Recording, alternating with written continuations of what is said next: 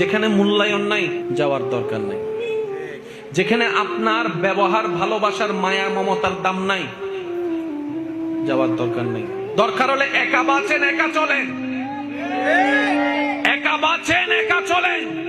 কারোর সামনে ভিক্ষার হাত পাইতেন না। যে হাত রবের দরবারে পেতেছে আজীবন সেখানেই পেতে যাব। কারোর সামনে দুনিয়াবী বিষয়ে মাথা নত করার দরকার। আত্মসম্মান নিয়ে চলবেন। যে নিজেকে নিজে সম্মান দিতে জানে, আল্লাহ তাকে সম্মানের নিয়ামত দান করেন। এখানে আরেকটা কথা মনে রাখবেন, কেউ যদি আপনাকে কথায় কথায় অপমান করে, খোঁচা দিয়ে কথা বলে, ইনসাল্ট করে, ওদের এই সমস্ত নোংরা জিনিসগুলোকে মনে নিয়ে মন ছোট করেন না। কারণ কি জানেন, সম্মান সেই দেয় যার গোডাউনে সম্মান থাকে।